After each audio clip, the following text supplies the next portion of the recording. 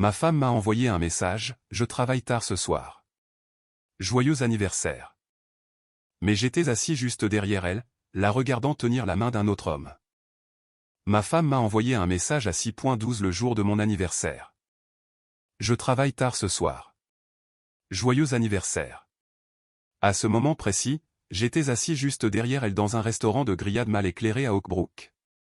Regardant au-delà du bord de mon menu alors qu'elle tendait le bras à travers la table et posait doucement sa main sur celle d'un autre homme.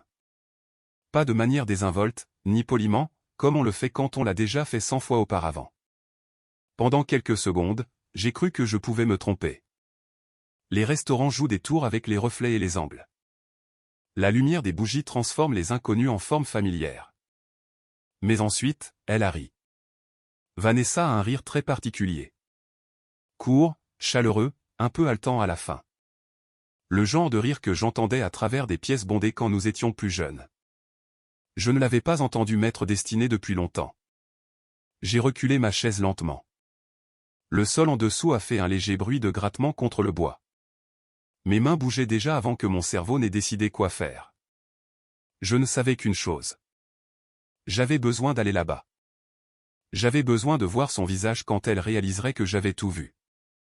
Mais avant que je ne puisse faire 2 pas complets, une main a attrapé la manche de ma veste.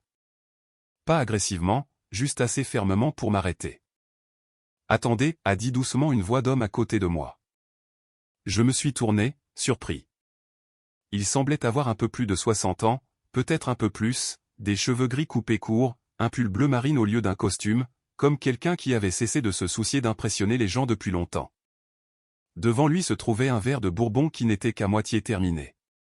Ses yeux ont regardé au-delà de moi vers la banquette de l'autre côté de la pièce, vers Vanessa et l'homme assis avec elle. Le vrai spectacle, a-t-il dit calmement, ne fait que commencer. Jusqu'à ce moment-là, mon anniversaire se déroulait exactement comme je l'avais prévu. Calme, ordinaire. Vanessa m'avait envoyé un message plus tôt dans l'après-midi pour me dire que le travail prenait du retard. Quelque chose à propos d'un dîner avec un client qui ne pouvait pas être déplacé. Elle a ajouté le joyeux anniversaire presque comme une réflexion après coup. Après 18 ans de mariage, c'était là toute la célébration. Pour être honnête, je n'étais pas surpris. Les 2 dernières années avaient lentement réorganisé nos vies d'une manière difficile à nommer mais impossible à ne pas ressentir. Vanessa voyageait plus, prenait plus d'appels dans d'autres pièces, commençait à décrire des parties de sa vie comme des choses qui ne m'intéresseraient pas. Quand on est marié depuis assez longtemps, la distance n'arrive pas d'un coup. Elle dérive comme le brouillard. On remarque qu'elle avale lentement des morceaux de ce qui était clair autrefois. Alors au lieu de m'asseoir seul à la maison ce soir-là pour manger des restes à emporter, j'ai conduit jusqu'à Oakbrook. Il y a un restaurant de grillades là-bas que j'ai toujours aimé. Le genre d'endroit avec des murs en bois sombre, un éclairage faible, et le léger cliquetis des verres qui donne l'impression que même les inconnus appartiennent à la même histoire. Le parking était presque plein. À l'intérieur, ça sentait le beurre de steak grillé et un parfum cher. Les couples se penchaient l'un vers l'autre de part et d'autre des tables éclairées à la bougie. Quelqu'un près du bar a ri bruyamment à propos d'une affaire commerciale. Du jazz doux flottait à travers des haut-parleurs cachés dans le plafond. Quand l'hôtesse a demandé combien nous serions, j'ai répondu juste un. Elle m'a fait ce petit sourire compatissant que les gens réservent aux hommes qui mangent seuls un vendredi soir. Elle m'a installé près du fond du restaurant, 2 tables derrière Vanessa. Je ne l'ai même pas remarqué au début. Je regardais le menu, décidant si j'allais commander quelque chose de convenable ou juste un verre quand ce rire a flotté à travers la pièce. Son rire. Ma tête s'est levée automatiquement, et elle était là. Vanessa était assise dans une banquette d'angle, le dos partiellement tourné vers moi, ses cheveux bruns tombant sur une épaule. En face d'elle était assis un homme que je n'avais jamais vu auparavant. La fin de la cinquantaine, peut-être. Bien habillé, posture confiante, le genre d'homme qui semblait à l'aise partout où l'on discutait d'argent. Pendant un instant, mon cerveau s'est précipité pour trouver une explication. Dîner avec un client, collègue de travail, consultant. Mais ensuite, Vanessa s'est penchée légèrement en avant, et l'homme a tendu le bras à travers la table et a posé sa main sur la sienne. Pas brièvement, ni par accident. La façon dont on le fait quand on sait déjà que l'autre personne ne va pas se retirer. Quelque chose de froid a glissé lentement le long de ma colonne vertébrale. Le serveur est apparu à côté de moi. Puis-je vous servir un verre pour commencer ce soir, monsieur? De l'eau, ai-je dit automatiquement. Ma voix semblait lointaine dans mes propres oreilles. De l'autre côté de la pièce, Vanessa a dit quelque chose qui a fait sourire l'homme. Il s'est penché plus près. Leurs têtes se sont inclinées l'une vers l'autre sous cet angle familier que les gens adoptent quand le reste du monde s'efface. J'ai réalisé que je serrais le bord du menu si fort que mes jointures étaient devenues pâles. 18 ans. 18 ans de prêts immobiliers, de voyages en voiture, de disputes sur les couleurs de peinture, de soutien à notre fille pour ses candidatures à l'université, de nuits blanches, de discussions sur les plans de retraite, et elle était là, tenant la main de quelqu'un d'autre le jour de mon anniversaire. J'ai reculé ma chaise. Les pieds ont gratté doucement sur le sol. C'est à ce moment-là que l'inconnu m'a arrêté. « Asseyez-vous » a-t-il dit doucement. J'ai libéré ma manche. « Excusez-moi. »« Si vous allez là-bas maintenant » a-t-il dit en faisant un signe de tête vers la banquette, « vous allez gâcher quelque chose de beaucoup plus intéressant. » Je l'ai dévisagé. Intéressant n'est pas exactement ce que je recherche. Il a fait un petit sourire fatigué. Non, a-t-il dit. Mais croyez-moi, vous allez vouloir voir comment cela se déroule. De l'autre côté de la pièce, l'homme avec Vanessa a glissé la main dans sa veste. Il a sorti une épaisse enveloppe, pas petite, de la taille d'une lettre, du genre de celle qu'utilisent les avocats. Il l'a fait glisser sur la table vers elle. Vanessa a regardé rapidement autour du restaurant avant de la ramasser. Mon estomac s'est noué. Cela ne ressemblait pas à du flirt. Cela ressemblait à des affaires. Et c'est à ce moment-là que j'ai commencé à réaliser quelque chose qui a fait ralentir mon pouls au lieu de l'accélérer. Peut-être que l'homme à côté de moi avait raison. Peut-être que ce n'était pas le moment d'interrompre. Peut-être que la véritable histoire n'avait même pas encore commencé. Pendant quelques secondes après l'apparition de l'enveloppe sur la table, ni Vanessa ni l'homme en face d'elle n'ont bougé. Ils l'ont juste regardé. Cela seul m'a dit que quelque chose était différent dans cette rencontre. Les gens qui ont une liaison ne s'assoient généralement pas pour regarder de la paperasse. Vanessa a finalement fait glisser l'enveloppe plus près et l'a ouverte légèrement, juste assez pour jeter un coup d'œil à l'intérieur. Ses épaules se sont raidies d'une manière que j'ai immédiatement reconnue. C'était la même posture qu'elle adoptait lorsqu'elle examinait des contrats pour ses clients événementiels. Concentration prudente, calculatrice. De l'autre côté de la pièce, l'inconnu à côté de moi a pris une lente gorgée de son bourbon.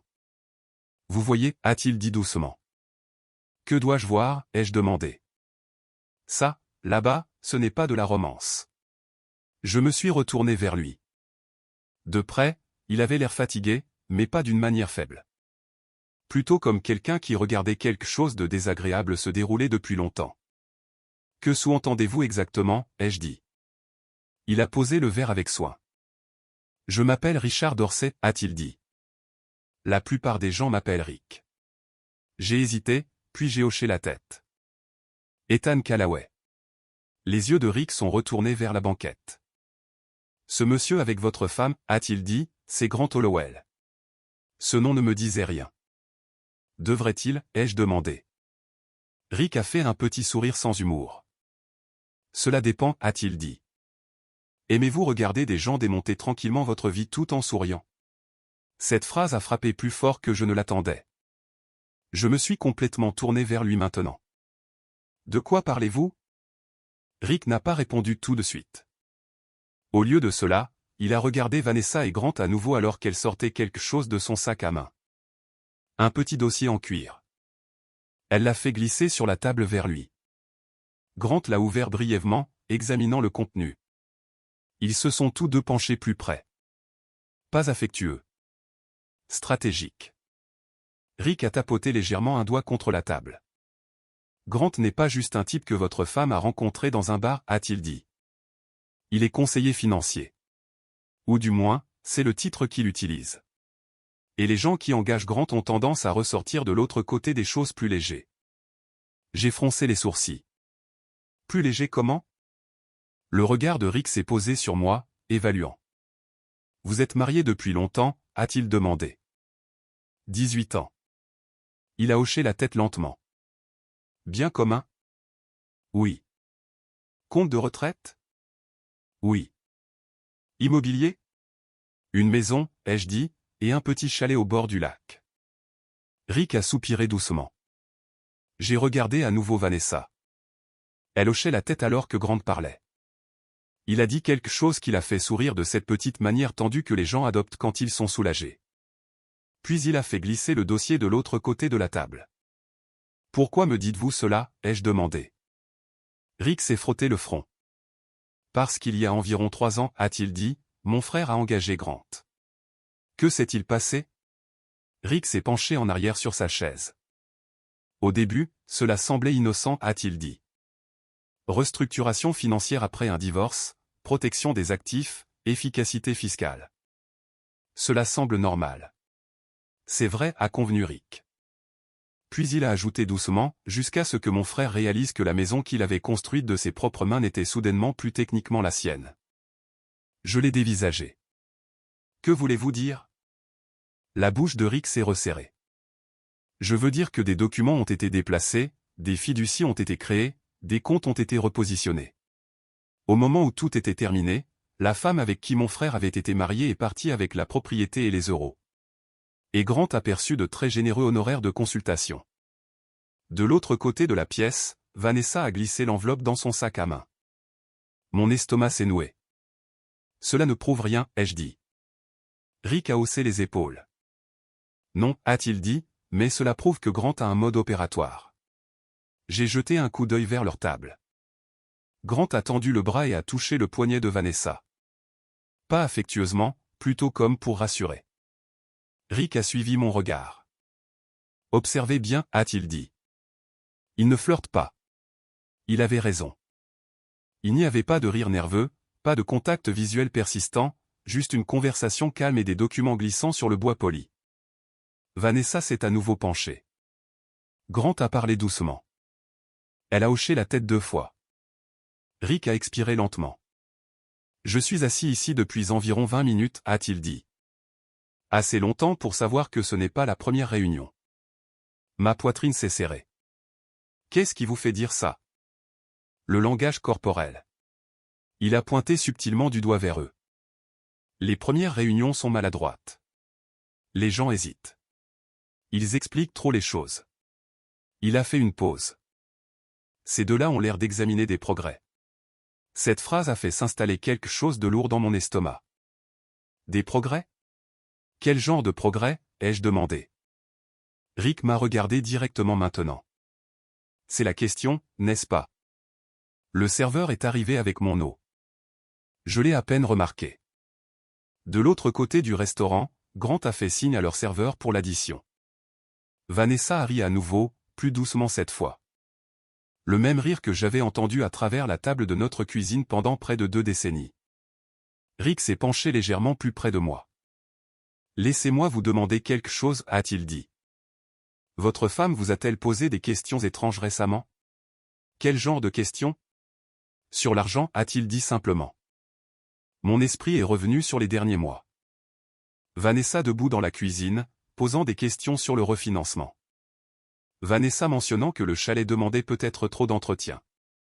Vanessa plaisantant au dîner sur le fait que j'avais oublié où j'avais laissé mes lunettes 2 fois cette semaine-là. Sur le moment, cela avait semblé inoffensif. Normal même. Maintenant, cela ressemblait à des pièces de puzzle qui se mettaient en place. Rick a observé mon visage attentivement.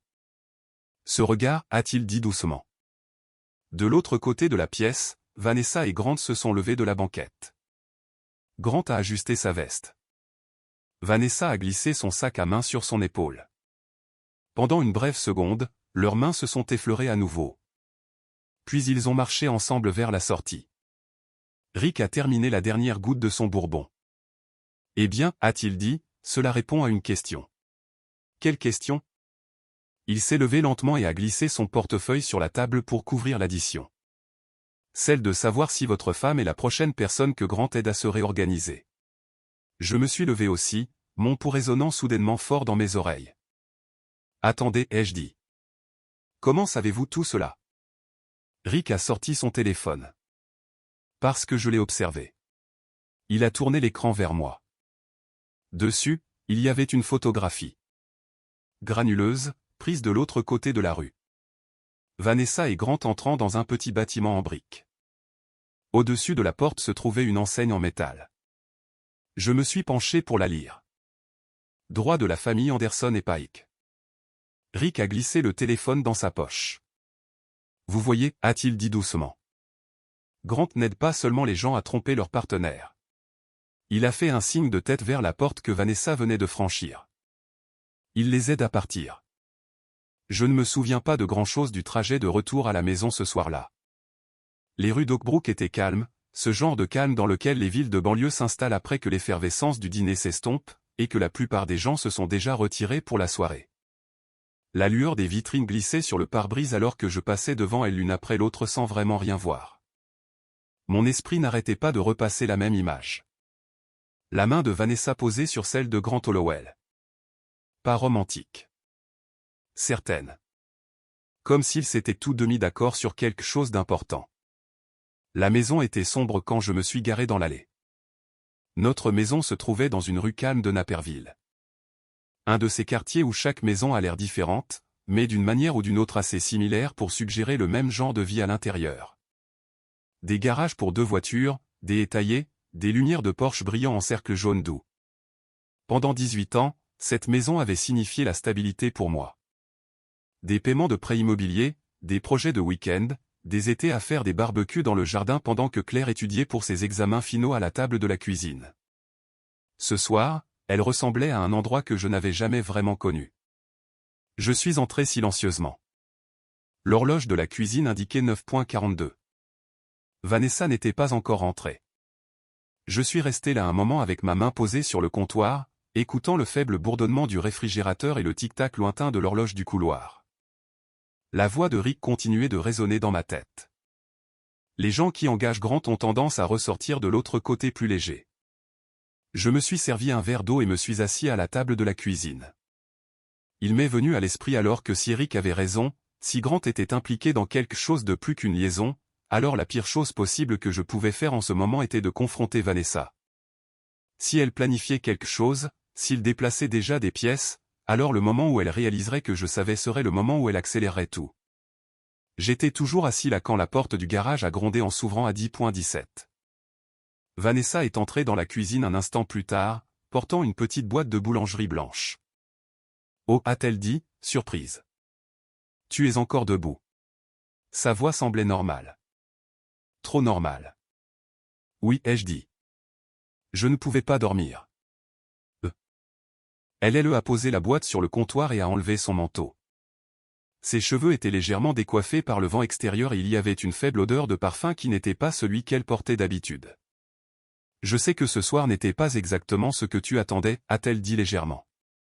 Un truc de travail a duré plus longtemps que prévu.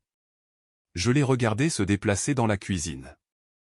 Les mêmes placards, le même sol, la même femme avec qui j'étais marié depuis près de 2 décennies.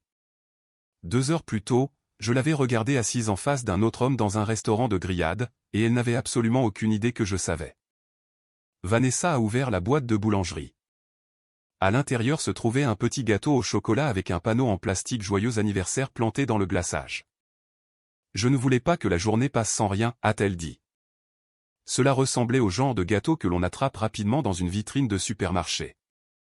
Merci, ai-je dit. Elle a souri, soulagée. Tu ne croirais pas à quel point le bureau était fou aujourd'hui. Cette phrase a atterri comme une pierre. Le mensonge est venu si facilement. Alors, qu'est-ce qui t'a retenu si tard, ai-je demandé prudemment. Oh, juste la logistique des clients, a-t-elle dit, en se servant un verre d'eau. Une planification financière pour un événement le trimestre prochain. Une planification financière ? Je me suis demandé si Grant Hollowell apprécierait la créativité de cette description. Vanessa s'est appuyée contre le comptoir. Tu aurais dû sortir avec les garçons ce soir, a-t-elle dit. Je sais que Mark et Dave te traînent d'habitude dehors pour ton anniversaire. Je n'en avais pas envie. Elle a étudié mon visage pendant un moment. Tu te sens bien, a-t-elle demandé. Pourquoi ne le serais-je pas? Je ne sais pas, a-t-elle dit légèrement. Tu m'as semblé un peu distrait dernièrement.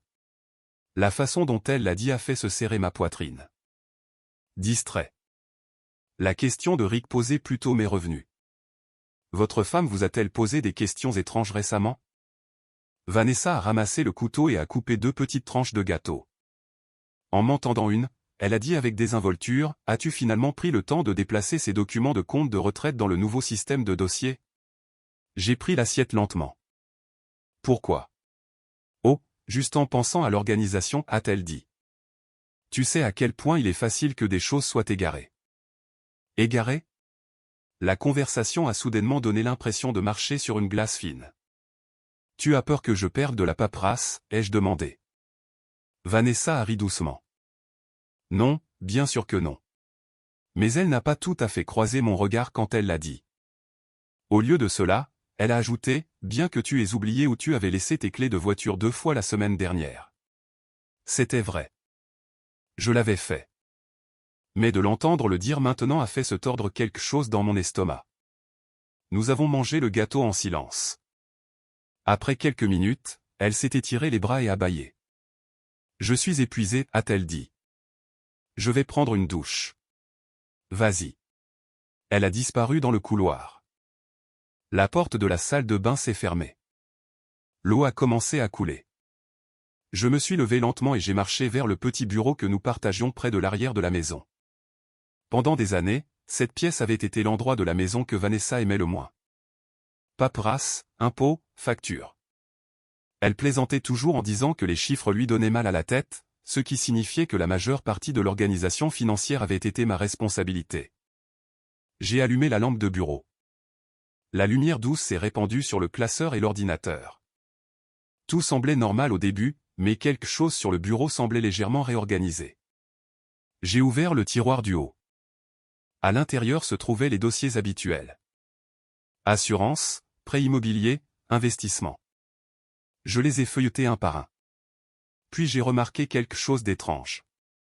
Un des dossiers de compte de retraite avait été déplacé de l'arrière vers l'avant. Je l'ai sorti. À l'intérieur se trouvait une pile de relevés récents. Rien d'inhabituel jusqu'à ce que j'atteigne la dernière page. En bas se trouvait une note imprimée, non manuscrite, tapée à la machine, une ligne qui a fait picoter la nuque de mon cou. Le conjoint de la cliente démontre une difficulté croissante à gérer la documentation financière. Je l'ai fixé. Difficulté à gérer la documentation. Une autre page derrière elle contenait une phrase qui a fait ralentir mon pouls. Recommander une planification transitoire des actifs avant le dépôt officiel. La douche coulait toujours dans le couloir. Vanessa fredonnait doucement. Je me tenais là dans le bureau silencieux, tenant ses papiers. Et pour la première fois cette nuit-là, j'ai compris quelque chose clairement. Il ne s'agissait pas seulement d'un autre homme. Quelque part entre le restaurant de grillade et notre table de cuisine, ma femme avait commencé à construire une histoire sur moi. Une histoire où j'étais oublieux, distrait, instable. Une histoire qui permettrait aux gens de croire plus facilement certaines choses le moment venu. Et soudain, l'avertissement de Rick a pris tout son sens. Grant Hollowell n'aidait pas seulement les gens à tromper. Il les aidait à réécrire la fin. Je n'ai pas beaucoup dormi cette nuit-là. Vanessa est venue se coucher quelque temps après 11 heures, ses cheveux encore humides de la douche. Elle s'est glissée sous les couvertures à côté de moi et s'est endormie en quelques minutes, respirant lentement et régulièrement comme quelqu'un qui n'avait absolument rien sur la conscience. Je suis resté allongé là, fixant le plafond. 18 ans de mariage ont une étrange façon d'entraîner votre esprit. Même quand votre cœur se brise, une partie de vous essaie toujours d'expliquer les choses. Peut-être avez-vous mal compris. Peut-être y a-t-il une explication raisonnable. Peut-être réagissez-vous de manière excessive.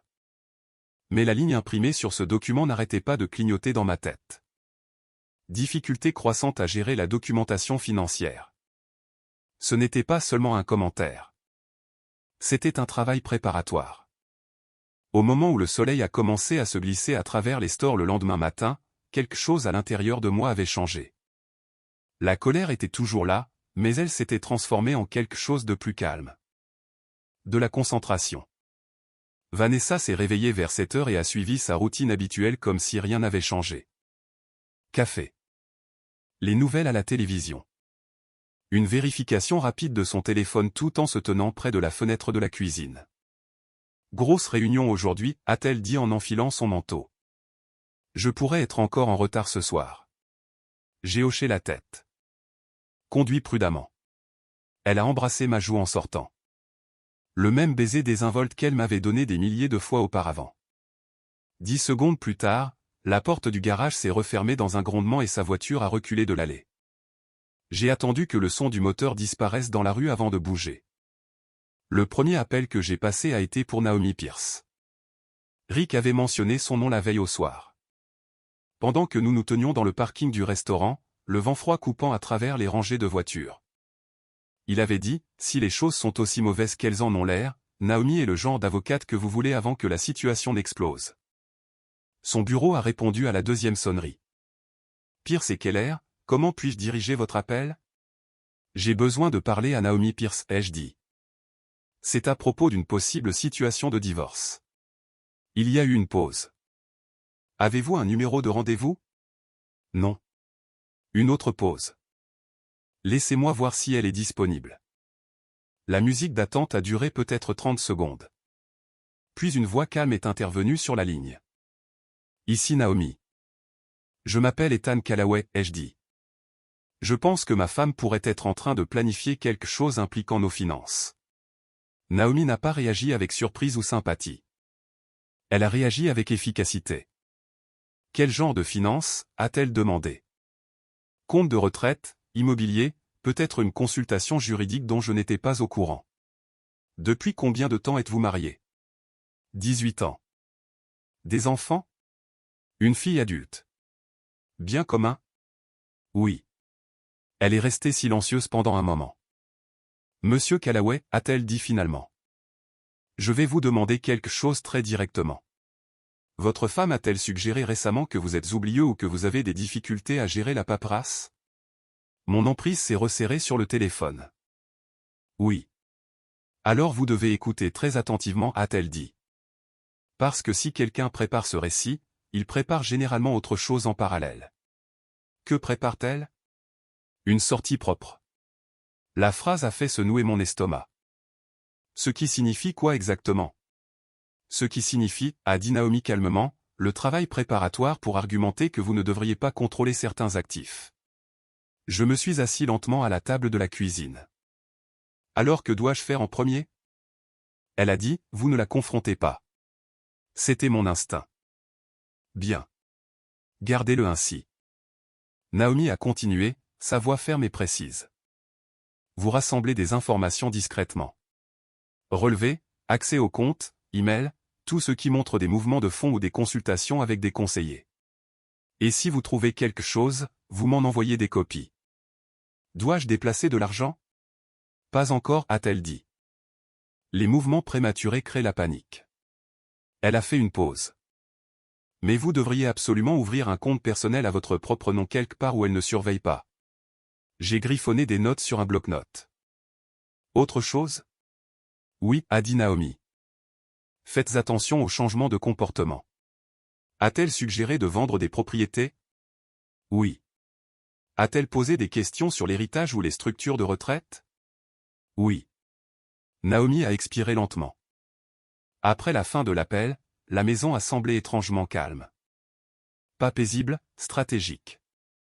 Pour la première fois depuis la veille au soir, je suis entré dans le bureau sans me sentir comme un intrus dans ma propre vie. J'ai commencé par les choses évidentes. Relevé bancaire, carte de crédit, rapport d'investissement. Pendant la première heure, tout semblait normal. Puis j'ai trouvé la première faille. Un compte de carte de crédit que je ne reconnaissais pas. La même banque que notre carte commune. Un numéro différent. Le relevé montrait des frais de restaurant, des frais d'hôtel, des honoraires de consultation d'une société appelée Hollowell Strategic Advisory. 3 mois de transaction. 3 mois. Je me suis penché en arrière lentement sur la chaise. Donc, cela n'avait pas commencé récemment. Cela s'était déroulé discrètement alors que je croyais encore aux petites excuses que Vanessa me donnait à propos des réunions tardives et des dîners avec des clients. J'ai pris des photos de chaque page avec mon téléphone. Puis j'ai vérifié à nouveau le tiroir à documents. Près du fond se trouvait un dossier fin que je ne me souvenais pas avoir placé là. À l'intérieur se trouvait un reçu de consultation imprimé. Droit de la famille Anderson et Pike. Date. 2 semaines plus tôt. Sujet de la consultation. Planification de la transition des actifs. Ma poitrine s'est serrée. La photographie de Rick du cabinet d'avocat a traversé mon esprit. Donc, la réunion au restaurant de grillade n'était pas le début. C'était un point de contrôle. Je suis resté assis là à fixer le papier pendant un long moment. Puis, mon téléphone a vibré. Vanessa. Pendant une seconde, j'ai envisagé de laisser l'appel aller sur la messagerie vocale. Au lieu de cela, j'ai répondu. Salut, ai-je dit. Salut, a-t-elle répondu joyeusement. Petite question. Bien sûr. As-tu jamais déplacé cet argent d'héritage que ta mère t'a laissé? Les mots ont frappé plus fort que tout le reste jusqu'à présent. L'héritage reposait sur un compte d'épargne séparé depuis 3 ans. Techniquement, il était à moi seul. À moins qu'il ne soit mélangé à des fonds matrimoniaux. Non, ai-je dit lentement. Oh, a dit Vanessa. D'accord. Il y a eu une courte pause. Peut-être que nous devrions en parler ce week-end, a-t-elle ajouté avec désinvolture. Il pourrait être judicieux de réorganiser les choses. Réorganiser.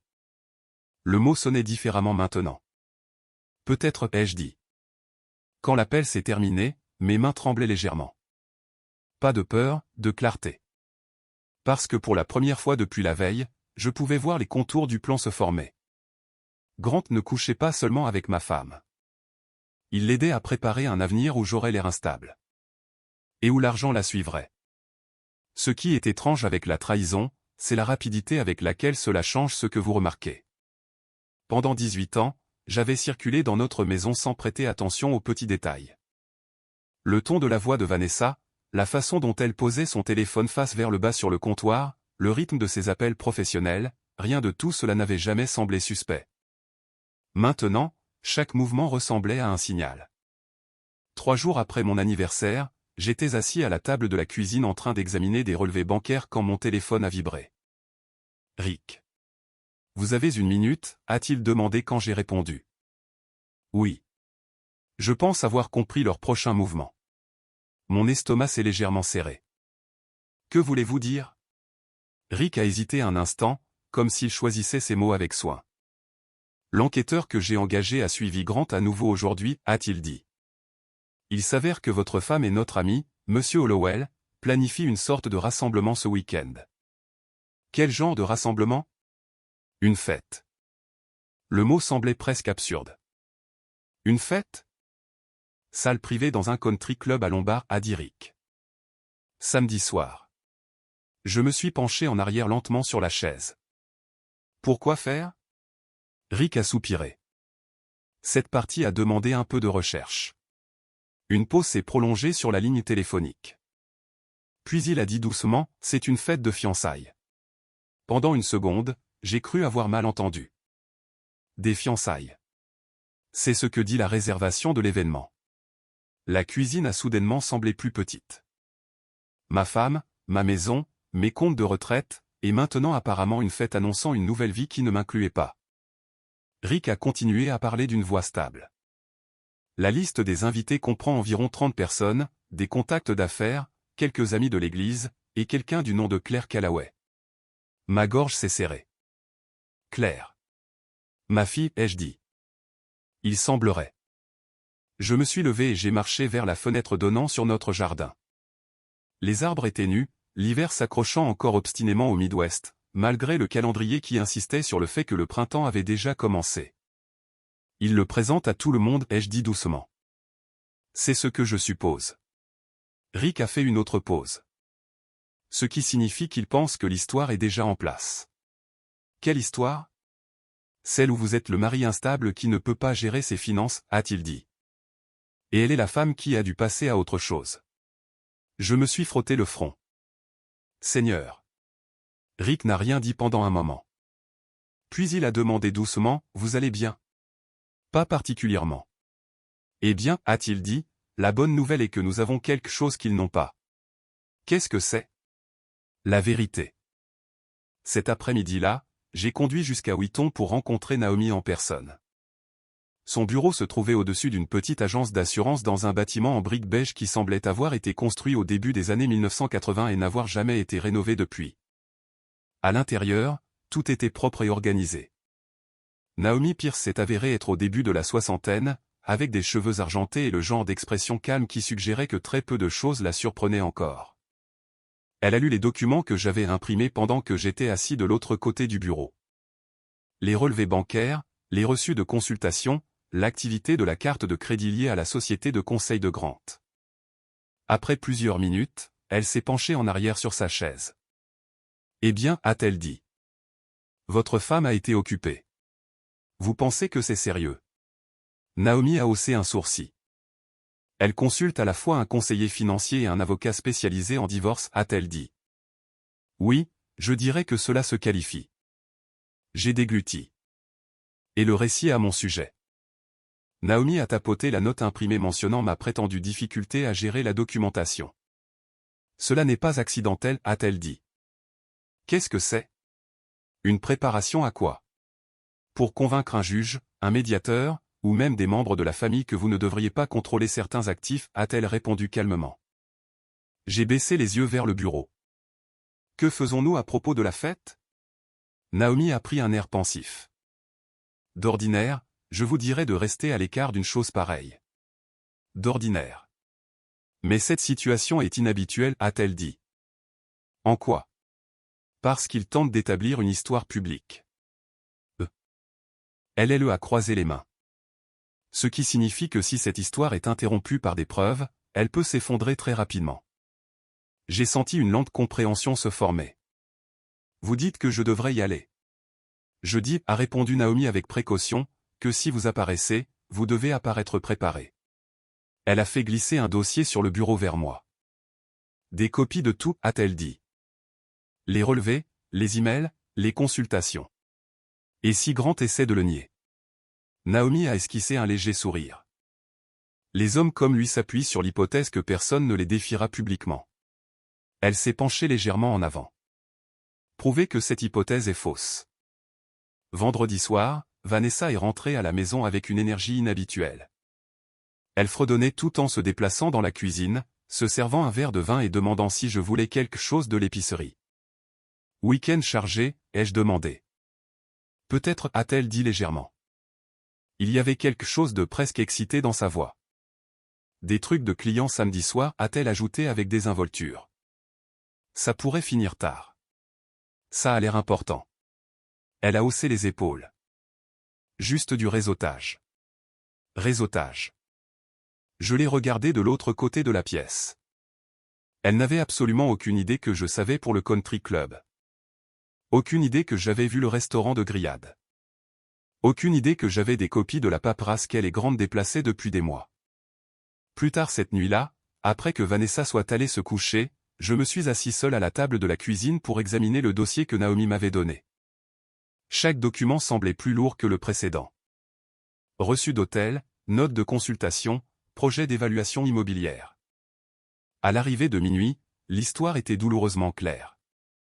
Vanessa et Grant ne planifiaient pas seulement une relation.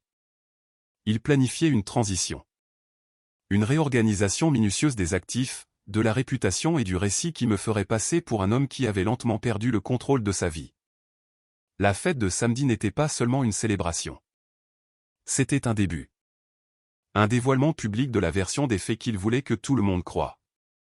J'ai refermé le dossier lentement. Dehors, une fine couche de neige avait commencé à tomber sur la rue tranquille de la banlieue. Dès demain soir, Vanessa se tiendrait dans une pièce décorée pour présenter Grant Hollowell comme l'homme avec qui elle construisait son avenir. Le seul problème avec ce plan était qu'elle ne savait pas que j'avais déjà été invité au véritable spectacle. Le samedi soir, la neige s'était transformée en une fine bruine régulière qui faisait briller la route sous les lampadaires. Je suis resté dans ma voiture de l'autre côté du parking du Lombard Country Club pendant près de 10 minutes avant de sortir. Pas parce que j'avais peur, mais parce que je voulais que ma respiration soit régulière. Le bâtiment semblait chaleureux et accueillant de l'extérieur. De grandes fenêtres brillant doucement, le faible bourdonnement de la musique à peine audible chaque fois que quelqu'un ouvrait les portes d'entrée. 30 personnes étaient à l'intérieur. Selon Rick, la plupart d'entre elles croyaient assister à une petite célébration pour Vanessa. Un nouveau chapitre. Je suis sorti de la voiture et j'ai marché vers l'entrée. L'air froid semblait vif dans mes poumons. À l'intérieur, le hall sentait légèrement le vin et le bois poli. Une jeune femme à la réception a levé les yeux à mon passage, mais je ne me suis pas arrêté assez longtemps pour qu'elle pose des questions. La salle de banquet privé était à l'étage. À mi-chemin dans l'escalier, je pouvais déjà entendre des rires. Ce même rire chaleureux et confiant que Vanessa utilisait lorsqu'elle était entourée de personnes qu'elle voulait impressionner. En haut des escaliers, je me suis arrêté un instant, non pas pour reconsidérer, juste pour observer. À travers la porte ouverte, je pouvais voir la pièce clairement.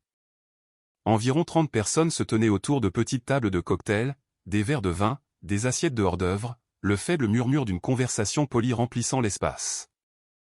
Et au centre de tout cela se tenait Vanessa. Elle était magnifique. Cette partie a fait plus mal que je ne l'attendais. Sa robe vert foncé en était une que je n'avais vue qu'une seule fois auparavant lors d'un dîner de charité 2 ans plus tôt. Ses cheveux étaient coiffés avec soin, tombant sur une épaule, exactement de la façon dont elle savait que les gens aimaient. À côté d'elle se tenait Grant Hollowell. Il semblait parfaitement à l'aise, comme un homme qui croyait que la soirée lui appartenait. Une petite bannière était accrochée sur le mur du fond, au-dessus du bar. Un nouveau départ. J'ai senti un calme étrange s'installer en moi. Pendant des semaines, peut-être des mois, Vanessa et Grant avaient soigneusement construit ce moment. Ce soir, ils attendaient des applaudissements. Au lieu de cela, ils allaient recevoir la vérité. Je suis entré. Au début, personne n'a remarqué. Puis, Vanessa a levé les yeux. Le changement sur son visage s'est produit instantanément. Son sourire a disparu. La couleur a quitté ses joues comme si quelqu'un avait éteint une lumière à l'intérieur d'elle. Ethan, a-t-elle dit. La pièce est devenue plus silencieuse alors que plusieurs têtes se tournaient. Grant a suivi son regard et m'a vu debout près de la porte. Pendant un instant, il a eu l'air confus. Puis quelque chose de calculateur est passé derrière ses yeux. Vanessa a marché vers moi rapidement. « Que fais-tu ici » a-t-elle demandé à voix basse. Sa voix n'était pas en colère. Elle était paniquée.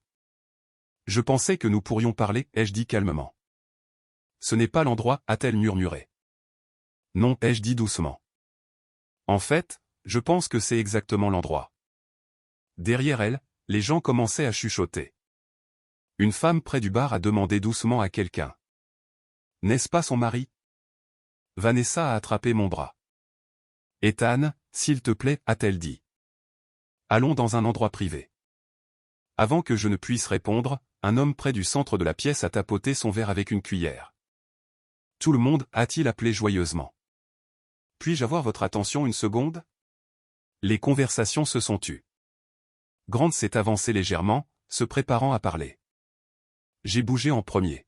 « En fait, ai-je dit, élevant la voix juste assez pour qu'elle porte à travers la pièce, serait-il possible que je dise quelque chose avant que nous commencions ?» L'homme tenant le verre a eu l'air confus. Bien sûr. Plusieurs personnes se sont déplacées inconfortablement. La poigne de Vanessa s'est resserrée sur mon bras. « Ne fais pas ça » a-t-elle murmuré. Mais quelqu'un m'avait déjà tendu le microphone. 30 paires d'yeux me regardaient. Grant se tenait très immobile. Vanessa avait l'air de pouvoir s'évanouir à tout moment. J'ai pris une lente inspiration. « Bonsoir » ai-je dit. « Je m'appelle Ethan Callaway. » Un murmure a parcouru la pièce. « Certains d'entre vous me reconnaissent probablement » ai-je continué. « Je suis le mari de Vanessa. » Le mot est resté suspendu en l'air comme un verre qu'on lâche. Grant s'est avancé. « Ethan » a-t-il dit d'un ton mielleux. « Je pense qu'il y a eu un malentendu. Plus tôt cette semaine, ai-je dit en le coupant doucement, ma femme m'a envoyé un message. J'ai sorti mon téléphone de ma poche. Il disait, je travaille tard ce soir. Joyeux anniversaire. Quelques personnes ont échangé des regards incertains. Je l'ai cru, ai-je continué, la voix stable, jusqu'à ce que j'entre dans un restaurant à Oakbrook et que je m'asseye 2 tables derrière elle. La pièce est devenue complètement silencieuse. Et que je la regarde tenir la main d'un autre homme. Le visage de Vanessa était devenu pâle. Grant a ouvert la bouche pour parler à nouveau. S'il ne s'agissait que d'une liaison, ai-je dit calmement, j'aurais géré cela en privé. J'ai posé le dossier que Naomi avait préparé sur la table la plus proche. Mais ce n'est pas le cas. Je l'ai ouvert. Le premier document que j'ai brandi était le relevé de carte de crédit montrant les paiements de consultation à Hollowell Strategic Advisory. Des halètements ont parcouru la pièce. Ceci, ai-je dit en le posant, représente 3 mois de consultation financière. Une autre page. Ici, nous avons une consultation juridique avec le cabinet d'avocats en droit de la famille Anderson et Pike. La mâchoire de Grant s'est crispée. Vous sortez ces documents complètement de leur contexte, a-t-il dit sèchement. Vraiment? J'ai soulevé la dernière page. Plusieurs personnes dans la pièce se sont déplacées inconfortablement. Avant que Grant ne puisse répondre, une voix a parlé du fond de la pièce. Cela me semble familier. Tout le monde s'est retourné. Rick s'est avancé depuis le bar. Je m'appelle Richard Dorsey, a-t-il dit calmement. Et Monsieur Hollowell ici présent a utilisé la même stratégie avec mon frère. La pièce a éclaté en murmures. L'expression confiante de Grant s'est fissurée pour la première fois. Vanessa nous a regardés l'un après l'autre avec incrédulité. Tu n'avais pas le droit de faire ça, a-t-elle dit, la voix tremblante. J'ai croisé son regard. Non, ai-je dit doucement. Tu l'as fait toi-même. J'ai remis le dossier sur la table. Puis je me suis retourné et j'ai marché vers la porte. Derrière moi, la pièce s'est dissoute en disputes, questions et voix élevées. Au moment où je suis sorti dans l'air froid de la nuit, la pluie s'était arrêtée. Le parking était à nouveau calme. Pour la première fois de la semaine, j'ai ressenti quelque chose de proche de la paix. Ce qui est étrange avec le chaos, c'est la rapidité avec laquelle il disparaît une fois que vous en sortez. À l'intérieur du country club ce soir-là, les voix s'étaient élevées, les verres tintaient nerveusement, les gens posaient des questions auxquelles personne ne voulait répondre. Mais au moment où j'ai atteint le parking, tout était redevenu calme. Juste des rangées de voitures, de l'air froid, et la légère odeur d'asphalte mouillé après la pluie. Je suis resté là un moment avec mes mains dans les poches de mon manteau, laissant le silence s'installer. 18 ans de mariage venaient de s'effilocher en moins de 10 minutes. Curieusement, je n'ai pas ressenti l'explosion à laquelle tout le monde s'attend dans des moments comme celui-là. Pas de cris, pas de triomphe, juste un calme profond et constant. Le genre de calme qui arrive quand une vérité que vous avez évitée se tient enfin au grand jour où tout le monde peut la voir. Mon téléphone a vibré alors que j'atteignais ma voiture. Vanessa. J'ai fixé l'écran pendant un moment avant d'ouvrir le message. Tu n'avais pas le droit de faire ça en public. J'ai failli rire. Pas parce que c'était drôle. Parce que c'était exactement le genre de phrase que quelqu'un écrit quand il est plus préoccupé par l'embarras que par la trahison. Je n'ai pas répondu. Au lieu de cela, je suis rentré chez moi. La maison a semblé différente quand je suis entré. Pas plus vide, juste plus claire. Pendant des mois, peut-être plus longtemps, Vanessa avait discrètement réorganisé des éléments de notre vie. Des documents déplacés, des histoires suggérées, de petites remarques sur ma mémoire glissées dans des conversations avec des amis et la famille. Je n'avais pas vu le schéma sur le moment, mais une fois que vous savez ce que vous regardez, le schéma devient impossible à ignorer. Je me suis préparé une tasse de thé et je me suis assis à la table de la cuisine. Dehors, la bruine s'était transformée en un léger brouillard dérivant à travers les lampadaires. À un moment donné après minuit, mon téléphone a vibré à nouveau. Cette fois, c'est Eric. Eh bien, a-t-il dit quand j'ai répondu, cela s'est passé à peu près comme je m'y attendais. Je me suis penché en arrière sur la chaise. Vous faites ce genre de choses souvent? Pas vraiment, a-t-il dit. Mais Grant Hollowell a l'habitude de sous-estimer les gens avec qui il a affaire. Que s'est-il passé après mon départ? Rick a gloussé doucement. Disons simplement que la version des faits de votre femme n'a pas survécu aux 5 minutes suivantes. Je n'étais pas surpris. Les preuves ont le don de faire cela. Nous avons discuté pendant quelques minutes de plus avant de mettre fin à l'appel. Puis la maison est redevenue silencieuse. Vanessa n'est pas rentrée cette nuit-là. Le dimanche matin est arrivé lentement. La lumière du soleil filtrait à travers les stores de la cuisine, illuminant la poussière dans l'air que je n'avais jamais remarqué auparavant. Je versais du café quand on a sonné à la porte. Claire se tenait sur le porche, portant un manteau gris et la même expression incertaine qu'elle avait quand elle était adolescente, essayant de décider si elle devait me dire qu'elle avait cabossé la voiture. Pendant un instant, aucun de nous n'a parlé. Puis elle a dit doucement, « Puis-je entrer ?» « Bien sûr. » Elle est entrée et s'est assise à la table de la cuisine pendant que je lui versais une tasse de café. J'ai parlé à maman ce matin, a-t-elle dit prudemment. Je m'en doutais. Claire a baissé les yeux vers la vapeur qui s'échappait de la tasse. Elle a dit que tu l'as embarrassée. J'ai hoché la tête.